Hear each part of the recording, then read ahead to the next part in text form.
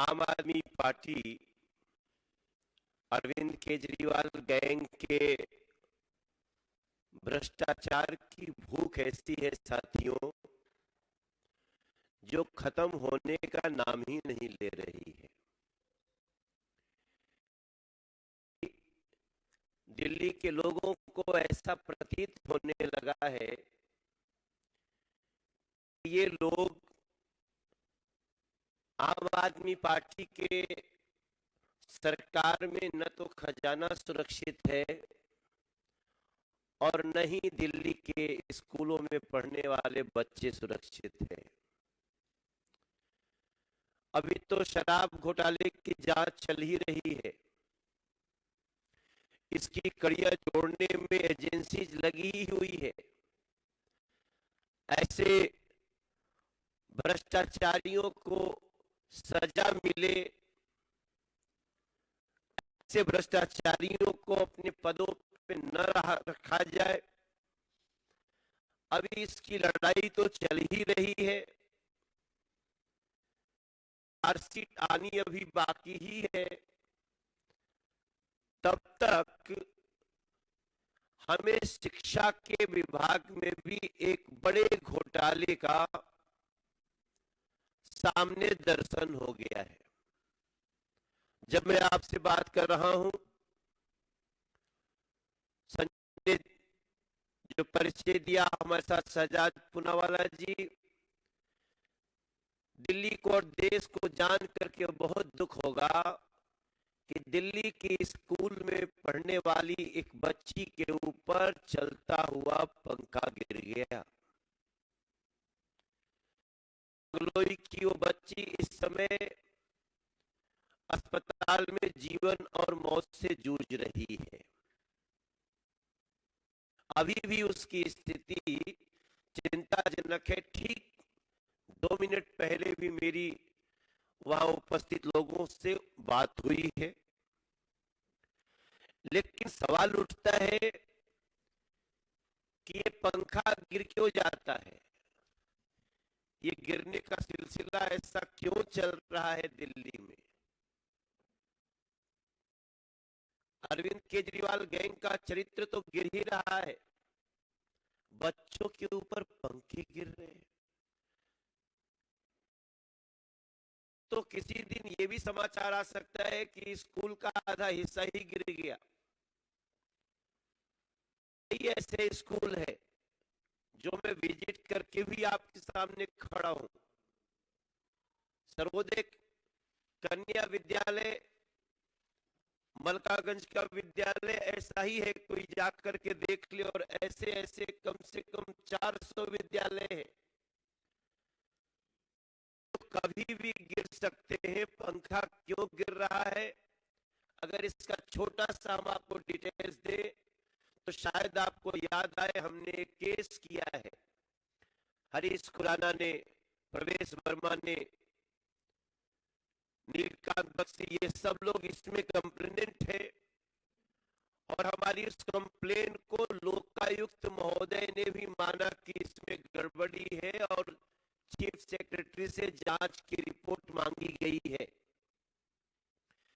लेकिन आपको याद होगा, हम लोगों को ये आवाज उठाने के कारण हमारे ऊपर मानहानि का मुकदमा दायर कर दिया। मनीष सिसोदिया जो करप्ट नंबर 1, जिनको दिल्ली में एक्यूज नंबर 1 सब कह रहे हैं, और उसी केस में जब आती है जानकारी की रिपोर्ट दिया जाए तो रिपोर्ट जो सामने आती है आप सबको चौंका देगी। हमने केस किए थे कि 5 लाख रुपए के कमरे 25 लाख में बन रहे हैं। 5 का 25, ऐसा दिल्ली के लोग सन्न थे।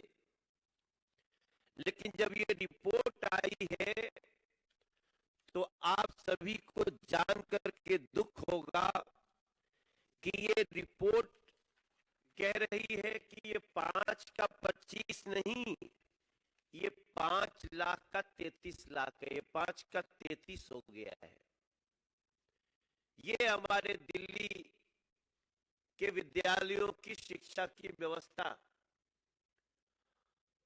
जो कमरा बन सकता है 5 लाख में, वो इन्होंने बनाया 33 लाख में। और ये हम नहीं कह रहे, ये रिपोर्ट है।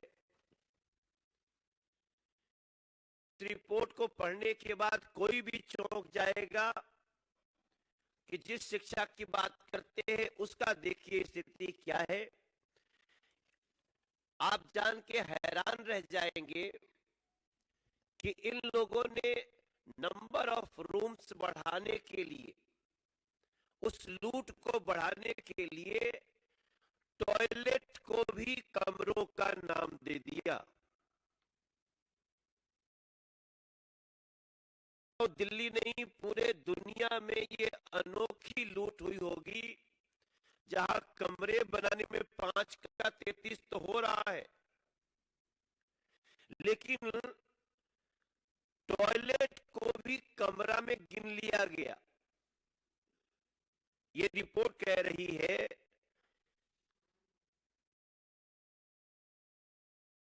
194 schools, 1214 toilets were constructed. Toilets were counted and projected as classrooms by Delhi government. प्यार की ऐसी भूख,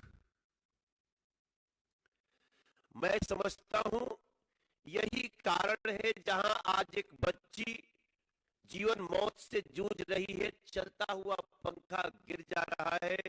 अगर इस देश में, दिल्ली में कोई भी सुनेगा दिल्ली के स्कूल में बच्चे पढ़ रहे होते हैं तो पंखा गिर जाता है,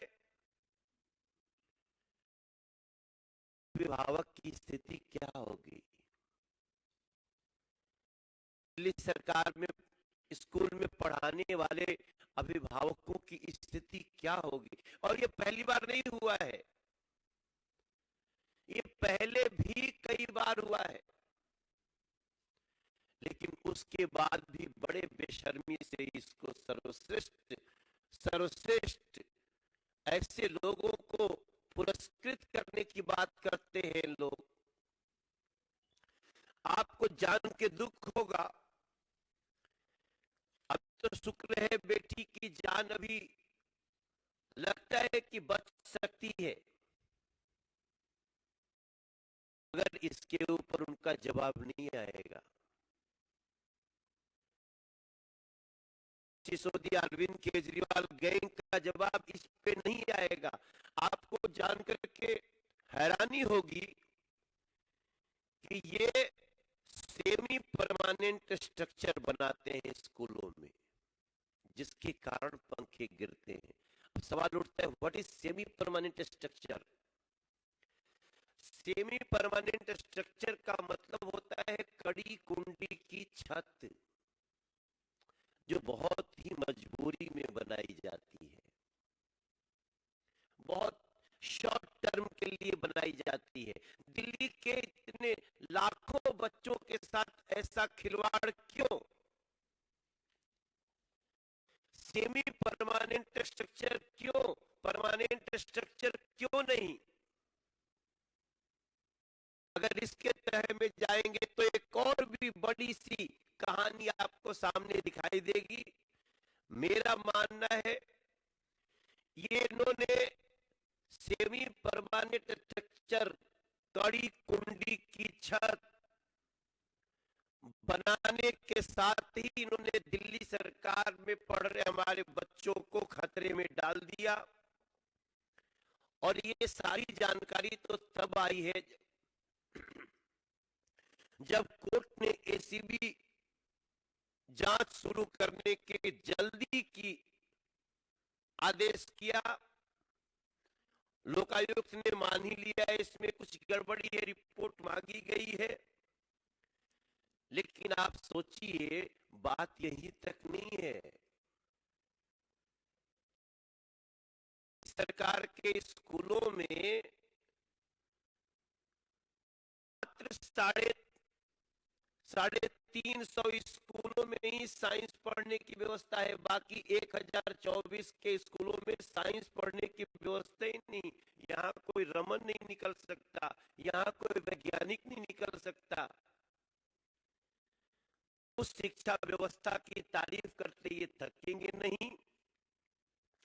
हमारी आवाज को आप मानहानि लाकर चाहे जितना भी रोकने की कोशिश करो, अरविंद केजरीवाल, मनीष सिसोदिया, लेकिन आपको ये जवाब देना होगा कि दिल्ली सरकार ने 5 लाख का कमरा 33 लाख में कैसे बनाया, टॉयलेट्स को भी कमरा क्यों गिना, और आज बेटियां, बच्चे असुरक्षित क्यों हैं, स्कूलों में पंखे क्यों गिर रहे हैं, इसका भी जवाब आपको देना होगा। मुझे लगता है बात को उठाने के बाद निश्चित रूप से आम आदमी पार्टी इसका जवाब देगी, लेकिन जवाब इसी मुद्दे पे देना चाहिए। इसको भी डाइवर्ट करने की कोशिश मत करना शराब घोटाले के प्रश्नों की तरह। आपको इसका जवाब देना होगा, क्योंकि इसका जवाब मात्र मनोज तिवारी या सजाद पूनावाला, संजय मयूख नहीं चाहते, इसका जवाब दिल्ली की जनता चाहती है। मेरा आग्रह है माननीय सजाद पूनावाला जी से कि आपको संबोधित करें। बहुत बहुत शुक्रिया संजय जी। अभी विस्तृत रूप से पूर्व दिल्ली भारतीय जनता पार्टी के अध्यक्ष और हमारे सांसद मनोज तिवारी जी ने शिक्षा घोटाले की, क्लासरूम घोटाले की बात रखी है। 1 पे 1 फ्री से 5 का 33, ये मॉडल है। और मॉडल क्या है? भ्रष्टाचार के ठेकेदार कहे भ्रष्टाचार मेरा शिष्टाचार, कोई इंक्वायरी हो जाए, कोई जांच हो जाए तो चिल्लाए ये अत्याचार अत्याचार, और फिर असेंबली में बैठकर करे ड्रामा और दुराचार। देखिए मित्रों, आज सवाल सिर्फ इतना पैदा होता है, आपने देखा होगा परसों नोएडा में 2 टावर, ट्विन टावर ध्वस्त किए गए, पर दिल्ली की जनता पूछ रही है कि दिल्ली का जो ट्विन टावर ऑफ करप्शन है, एक टावर है शिक्षा घोटाले का और दूसरा टावर है शराब घोटाले का, और इस दोनों टावर का जो बिल्डर है मनीष सिसोदिया। देखिए कितनी विडंबना की बात है कि दुनिया में एक लौता ऐसा केस होगा जहां पर शिक्षा मंत्रालय और शराब मंत्रालय दोनों एक ही बिल्डर, एक ही व्यक्ति के हाथ में, और इस मंत्री ने दोनों ही tower of corruption, twin tower of corruption खड़ी कर दी। एक शराब घोटाले की टावर ऑफ करप्शन, दूसरी शिक्षा घोटाले की टावर ऑफ करप्शन। और जनता पूछ रही है कि केजरीवाल जी ऐसी क्या मजबूरी है आपकी कि ये 2 twin tower of corruption of Delhi, Delhi के ट्विन टावर ऑफ करप्शन को ध्वस्त करने में या कम से कम उनका इस्तीफा लेने में आप इतना कतरा क्यों रहे? मॉडल तो ये भी बन गया है कि मांगा जनता ने पाठशाला, दिया केजरीवाल ने मधुशाला। मांगा जनता ने पाठशाला, दिया केजरीवाल ने मधुशाला, और अब जब हम सवाल पूछते हैं कि इस मधुशाला में जिस प्रकार से हुआ घोटाला, तो अब ये जवाब देने के बदले कभी न्यूयॉर्क टाइम्स पर चले जाते हैं, कभी एलजी पर चले जाते हैं, कभी गुजरात चले जाते हैं, कभी 2024 चले जाते हैं, कभी असेंबली में पहुंच जाते हैं। असेंबली में किसी भी बहुमत टेस्ट की जरूरत नहीं है। जनता जो है वो करप्शन का टेस्ट चाहती है, कॉन्फिडेंस का टेस्ट नहीं चाहती। जनता करप्शन का टेस्ट करवाना चाहती है, आप कॉन्फिडेंस का टेस्ट करवा रहे हैं। सवाल ये भी पैदा होता है कि असेंबली में बहुमत के कॉन्फिडेंस कॉन्फिडेंस को साबित करने की जरूरत नहीं है। जनता में यदि कॉन्फिडेंस है आपको तो जाकर जवाब दीजिए। देखिए 38 दिन हो चुके हैं। 38 दिन का मतलब लगभग 43 लाख सेकंड। 43 लाख सेकंड से हमारे 15 सवाल शराब घोटाले को लेकर वही हैं। और इस मंच पर चाहे मीनाक्षी लेखी जी हो, चाहे परवेश वर्मा जी हो, सुधांशु त्रिवेदी जी हो, गौरव भाटिया जी हो, संबित पात्रा जी हो, आदेश गुप्ता जी, हरीश भाई, मनोज तिवारी जी या मैं, हम लगातार वही 15 सवाल पूछ रहे हैं। हमारे वो 15 सवालों में एक भी रुपए की तब्दीली नहीं हुई है आज तक। 38 दिन जब से सीबीआई प्रोब के आदेश दिए गए, 33 लाख सेकंड्स। परंतु आपने देखा होगा कि इन 38 दिनों में अरविंद केजरीवाल और आम आदमी पार्टी हर रोज एक नए मुद्दे को उठाती है और गोल पोस्ट शिफ्ट करने की कोशिश करती है। और भरसक प्रयास उसका यही रहता है कि हमसे शराब घोटाले पर या शिक्षा घोटाले पर सवाल कतई ना पूछे जाए। इसलिए मैं वो सवाल बहुत संक्षिप्त में आपके सामने फिर से दोहराना चाहता हूं और उम्मीद करता हूं कि अरविंद केजरीवाल जी अगर बोलेंगे, मनीष सिसोदिया अगर बोलेंगे तो इस मुद्दे पर बोलेंगे, ना कि उधर उधर की बातें करेंगे। वो सवाल क्या थे जो हमारे तमाम नेताओं ने, प्रवक्ताओं ने उठाए? कमीशन 2.5% से 12% क्यों हुई? रवि धवन कमेटी रिपोर्ट की रिकमेंडेशन जिसमें लॉटरी सिस्टम था, होलसेल सिस्टम गवर्नमेंट के पास रखना था, उसको क्यों इग्नोर किया गया? अगर ये पॉलिसी इतनी बढ़िया थी, इतनी अच्छी थी, वर्ल्ड्स बेस्ट लिकर पॉलिसी थी, शराब पॉलिसी इससे बेहतर हो नहीं सकती थी, तो वापस क्यों लिया? मतलब कि आपने माना इसमें घोटाला था। ऑपरेशनल पीरियड जो था लाइसेंसेस का, उसको मनीष सिसोदिया ने क्यों और किस आधार पर बढ़ाने का काम किया? 50 रुपए प्रति क्रेट का डिस्काउंट इंपोर्टेड लिकर पर क्यों दिया गया? वो भी वायलेशन करके, नॉर्म्स के, रूल्स के। क्यों 144 करोड़ का वेवर कोरोना के नाम पर दिया गया? और बच्चों की फीस बढ़ा रहे थे। दिल्ली में स्कूल के गरीब बच्चों की फीस बढ़ा रहे थे, पर दरिया दिली दारू वालों के लिए, ठेकों वालों के लिए कि उनके लिए वेवर दे रहे थे, और वो भी कानून तोड़कर। वेवर देना एक विषय है, कानून तोड़कर वेवर दिया जा रहा था। वो क्यों दिया जा रहा था? 30 करोड़ की एमडी किस प्रकार से रिफंड की गई? किस प्रकार से ब्लैक लिस्टेड कंपनी को आने दिया गया रिटेल में? किस प्रकार से होलसेल जो कंपनीज थी, जिसको मैन्युफैक्चरिंग कंपनीज थी, उसको आने दिया गया, जो कि वायलेशन था एक्साइज पॉलिसी का? और इसी मंच से सुधांशु त्रिवेदी जी, हरीश खुराना जी और परवेश वर्मा जी ने तो वो शोकॉज नोटिस भी दिखाई।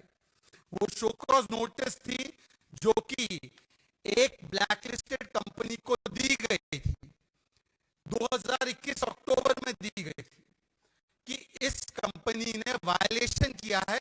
इसके ऊपर आज तक क्या कार्रवाई की एक्साइज डिपार्टमेंट और मनीष सिसोदिया ने? कोई कार्रवाई नहीं की, क्योंकि पंजाब के लिए उनको वहां से आ रहा था इनकमिंग। पंजाब चुनाव के लिए इनकमिंग शराब माफिया से आ रहा था, तो अपनी ही सरकार के द्वारा दिए गए नोटिस पर कोई कार्रवाई नहीं की। एक आंकड़ा आपको मैं बताना चाहता हूं, बार बार मनोज तिवारी जी ने बताया है कि दारू की सेल तो भरपूर बढ़ी, 70-80% विस्की, वाइन, सबकी सेल बढ़ी, सरकारी खजाने में सेंध लगी। और किस प्रकार से सेंध लगी, आप ही के मीडिया वालों ने इसको एनालाइज करके बताया है। अगर 750 ml की बोतल हो, और इन चीजों में आम आदमी पार्टी ज्यादा समझती भी होंगी इन चीजों को, 750 ml की बोतल हो जिसकी कॉस्ट 550 रुपए की हो, तो इसमें ओल्ड पॉलिसी के तहत ठेके वाले को 33 रुपए मिल रहे थे और सरकारी खजाने में 330 रुपए आ रहे थे। ठेके वाले को 33 रुपए, सरकारी खजाने में 330 रुपए। चलिए कम से कम सरकारी खजाने में आता है तो गरीबों के लिए खर्च किया जा सकता है। और जो नई पॉलिसी लाई केजरीवाल जी एंड कंपनी ने, और वो केजरीवाल जी एंड कंपनी ने ऐसी पॉलिसी लाई कि ठेके वाले को 33 रुपए के बदले 363 रुपए मिलने लगे। 1000 गुना का मुनाफा, 1000 गुना का सुपर प्रॉफिट मिला। और सरकार को 330 रुपए 750 ml की बोतल पे मिलते थे, उसको मात्र 8 रुपए। 4000% का नुकसान, मतलब 4000% का नुकसान सरकार का करवाकर 1000% प्रॉफिट करवाया। इसको मैं कहता हूं reverse robin hood. Robin hood की कहानी तो बच्चों ने आपकी सुनी होगी, आपने सुनी होगी। रॉबिन हुड अमीरों से लेकर गरीबों को देता था। दिल्ली में रिवर्स रॉबिन हुड है। ये गरीबों का पैसा मारकर ये शराब माफियाओं की जेबें भर रहे थे, शराब माफियाओं की जेबें भर रहे थे, और वो भी कोरोना काल में। देखिए, मैं इसीलिए कह रहा हूं कि ये जो ट्विन टावर्स ऑफ करप्शन है दिल्ली में, इसमें हर रोज एक नया फ्लोर बढ़ते जाता है। भारत रत्न मिले ना मिले, भ्रष्टाचार का रत्न मिलना तय है। जिस प्रकार से एक के बाद एक नया तल भ्रष्टाचार का बनाया जाता है इनके द्वारा। अभी अभी इन्होंने वर्णन किया है कि शिक्षा घोटाला कैसा हुआ। मैं बस इसमें एक ही चीज जोड़ना चाहता हूं। ये उस बेटी की तस्वीर है, ये बेटी है जिसके ऊपर वो पंखा गिरा है, जिसके बारे में अभी आदरणीय मनोज जी जिक्र कर रहे थे। अभी तो उन स्कूल में जाना खतरे से कम नहीं है, खतरों के खिलाड़ी है। तो दिल्ली की सरकारी स्कूल के कमरे में घुसिएगा, क्योंकि ये सेमी परमानेंट स्ट्रक्चर पूरे के पूरे करप्शन के सीमेंट से बनाया गया है। इसीलिए कॉस्ट ऑफ कंस्ट्रक्शन 5 लाख से बढ़कर 33 लाख। और देखिए कितना भद्दा मजाक किया जाता है। टॉयलेट को क्लासरूम बताते हैं। हम इनसे पूछते थे डिबेट में, बार बार डिबेट में हम पूछते थे, हरीश भाई मैं, कि 500 नए स्कूल का था वादा, 850 ठेके तो आपने खुलवाने का प्लान बनवा दिया। जरा ये बताइए कि स्कूल कहाँ है नए? कहाँ है ये स्कूल जहां पर प्रिंसिपल है, ग्राउंड है, साइंस कॉमर्स सिखाते हैं, जहां पर ईडब्ल्यूएस को सीट देते हैं? कहाँ है ये स्कूल जहां पर 40,000 से ज्यादा टीचर के पोजीशन वेकेंट है, 22,000 गेस्ट टीचर नहीं है? कहाँ है ये स्कूल? दिखाइए तो, एक तो स्कूल दिखाइए। तो ये बताते थे हमने क्लासरूम बना दिए, हमने क्लासरूम बना दिए। ये क्लासरूम क्यों बना रहे थे ये भी समझ में आ रहा है, परंतु अब पता चल रहा है सीबीएसई की रिपोर्ट से कि टॉयलेट को क्लासरूम बना रहे, टॉयलेट को क्लासरूम बता रहे। इसीलिए देखिए, मैंने 2 तस्वीर इंटरनेट से निकाली है, ये जरा दिखाइएगा केजरीवाल जी को। इसको क्लासरूम कहते हैं। This is classroom. क्लासरूम में ब्लैक बोर्ड होता है, क्लासरूम में बेंच होती है, क्लासरूम में स्टूडेंट बैठते हैं, वहां पर उसको मंदिर कहते हैं हम लोग, उधर शिक्षा दी जाती है। ये क्लासरूम है, जरा दिखा दीजिएगा ये classroom. This is how classroom looks. और ये है टॉयलेट। टॉयलेट में जो है दरवाजा होता है, टॉयलेट सीट होती है, फ्लोर होती है, मग्गा होता है, ये सारी चीजें होती है। तो क्लासरूम और टॉयलेट अलग अलग होते हैं। कृपया करके टॉयलेट को क्लासरूम गिनाकर अपनी उपलब्धि ना दिखाएं। अगर ऐसी ही वर्ल्ड क्लास एजुकेशन मॉडल है जहां पर टॉयलेट को क्लासरूम बताया जा रहा है, तो भगवान बचाए हमारे बच्चों को। परंतु आज सवाल सिर्फ इतना है कि मत कहो अत्याचार अत्याचार, मत करो असेंबली में ड्रामा और दुराचार, और ये बताओ कि क्यों किया शराब और शिक्षा में इतना व्यापक भ्रष्टाचार। मित्रों, आप प्रश्न पूछ सकते हैं। अरुण सीएम।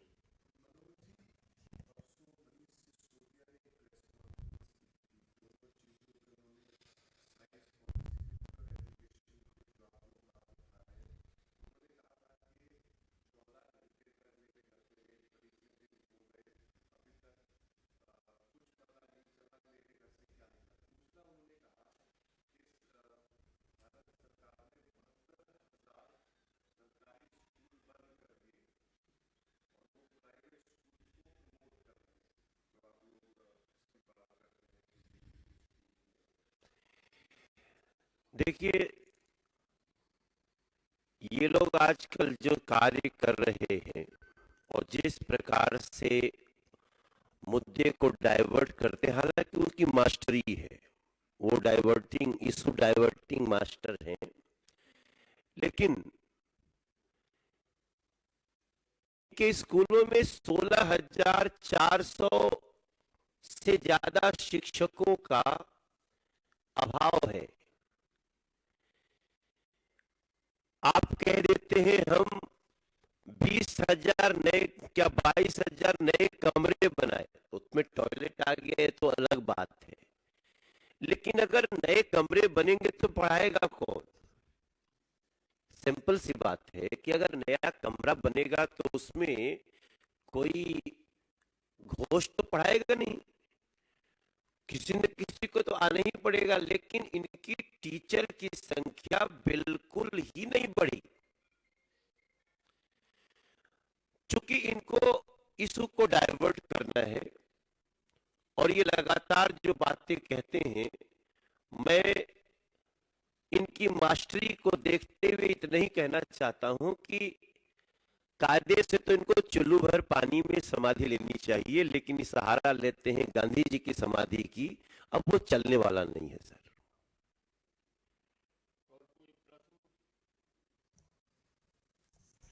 बहुत बहुत धन्यवाद। नहीं, अलग प्रश्न का सवाल ही नहीं है। उस बच, हाँ।